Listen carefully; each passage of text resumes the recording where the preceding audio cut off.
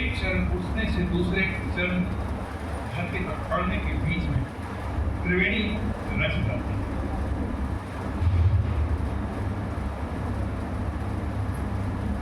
आपकी अहेतु की कृपा से विभिन्न स्थलों पर ऐसे आयोजन होते हैं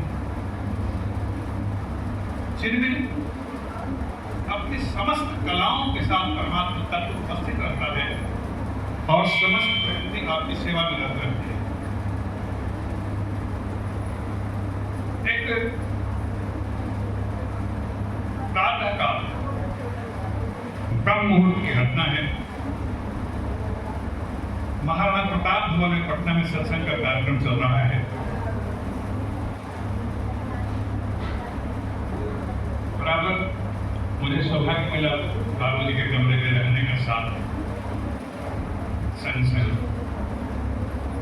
लेकिन उस दिन बाबू जी अकेले ही थे। दरवाजे बाहर से सटाबटन पकड़ के कमरे में सो गए। आदतन सवेरे नींद टूटती है, धीरे से दरवाजा खोला। बाबू जी उठते हैं और कहते हैं अक्षराणाम मकारोस्मि। मैंने कहा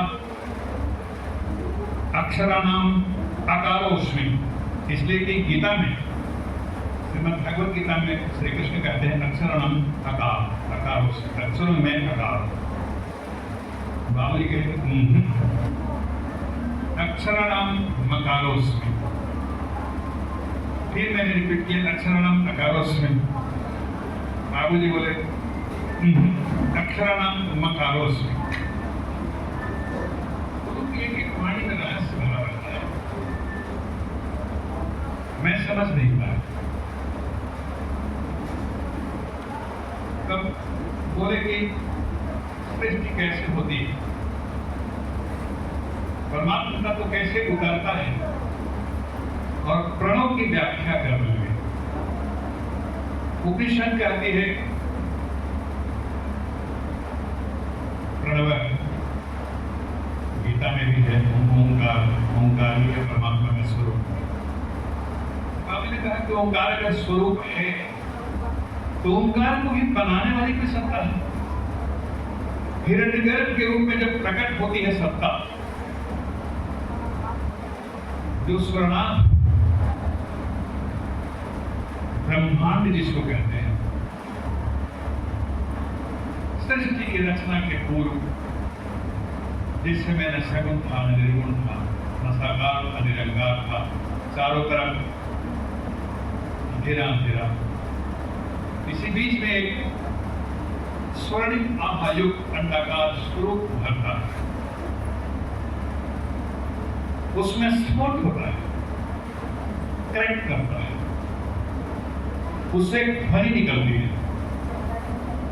तो पहले लोगों ने देखा, जिन्होंने भी देखा होगा, आज भी बिजली चमकती है तो बिजली की चमकना उसकी कौन पहले दिखाई पड़ती है और गड़गड़ाहट बाद में सुनाई पड़ती है। तो लोग कहते हैं कि प्रकाश की गति ध्वनि की गति से तेज है। तो जब लौटे वापस पटना से, शब्द कल्पद्रुम मैंने निकाला और मां को देखने लगा। मेरे यहाँ ऋषियों ने अक्षर की व्याख्या की, और उस अक्षर में जितने भी पंचम वर्ण हैं, जैसे कल चर्चा हो रही थी कि चिदाकाश में शिव का तांडव नृत्य ऋषियों ने देखा, सनत कुमार ने उनको नोट किया।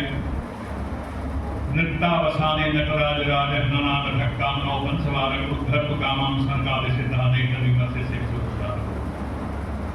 और डमरू में ध्वनि हुई, और डमरू में ध्वनि हुई तो तांडव नृत्य जब कर रहे थे, तांडव नृत्य में जब उनको थोड़ी असहजता होती थी तो शिव भूल जाते थे। जैसे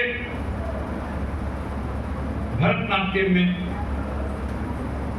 या शास्त्रीय संगीत के कथक नृत्य में कलाकार घूम जाते हैं, तो शिव जी हाथ झाड़ते थे, डमरू से आवाज निकलती थी, दाहिने तरफ से स्वर निकला, बाएं से व्यंजन।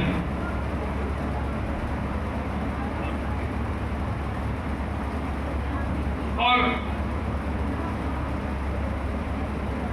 सरकारी ऋषियों ने इसको नोट किया, 14 प्रत्याहार कहे गए और इस तरह से अक्षर बने, व्याकरण के सूत्र बने, पाणिनि के अष्टाध्यायी।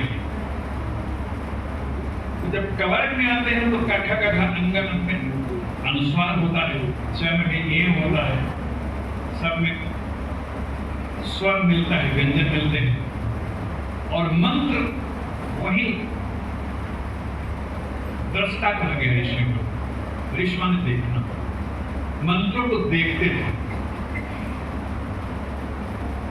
साधना कितनी कराई जाती है आप लोग कल्पना नहीं कर सकते। हम लोग की भूते की बाहर की बात,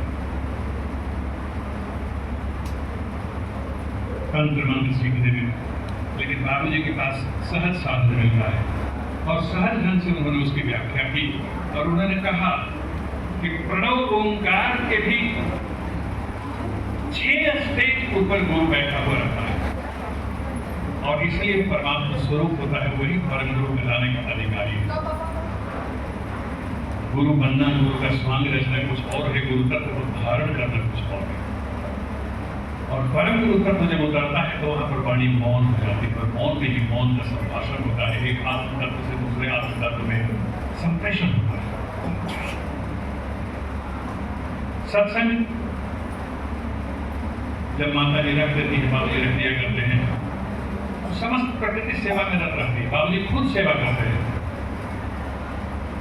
सबसे बड़ी सेवा परमात्मा खुद करता है।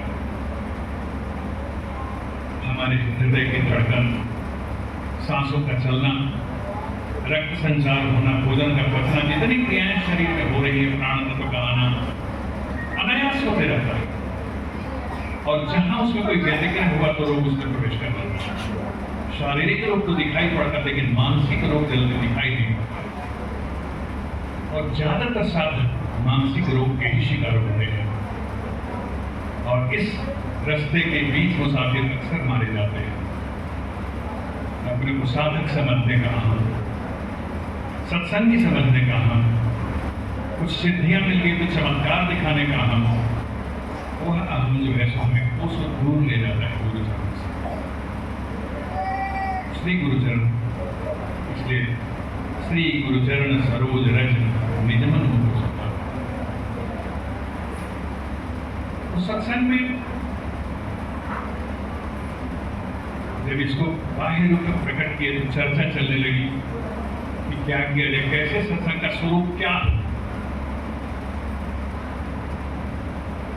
कहा कि अगर हवन करने लगेंगे, आज समाज वाले हमसे ज्यादा निकल जाएंगे, ऐसे शक्तिपीठ वाले भजन करेंगे तो चैतन्य महाप्रभु वाले संप्रदाय के लोग ज्यादा भजन करते हैं। एक एक करके बाबू जी ने कहा कि सब कुछ रखो, इसमें भजन भी रखो, हवन भी रखो, और देखो सब कुछ। और सबसे ऊपर से बाबू जी मौन में जब ध्यान कराते हैं तो चारों वेदों का फल, वेदांत का फल, उपनिषद का फल उस ध्यान में मिल जाता है। तो वेदों का स्वरूप, व्यावहारिक स्वरूप कैसे होता है? तो सत्संग की तिथि जब निर्धारित कर दी जाती है तो अथर्ववेद व्याप्त हो जाता है। अथर्ववादी व्यवस्था होने लगती है, कोई अन्न की व्यवस्था कर रहे हैं, कोई जल की व्यवस्था कर रहे हैं, कोई पैसे की व्यवस्था कर रहे हैं, कोई रसीद काट रहे हैं, तरह तरह से अथर्ववेद व्यवस्था जब हो गई, सारा वेद एक स्थल पर जमा कर दिया गया, जिसको भंडार करते हैं। परमात्मा का भंडार है, इसलिए इसको भंडारा कहा जाता है, यज्ञ कहा जाता है। लेकिन यह यज्ञ नहीं है, भंडारा है, सत्संग है, और सत्संग में सब कुछ है। गुरु के भंडार से अपने को जोड़ देना है और उस भंडार को अपने आप ग्रहण करना है। ददाति प्रतिगृह्णाति, हमने दे दिया सारी चीजें और उन्होंने जो दे दिया वह ले लिया प्रसाद स्वरूप।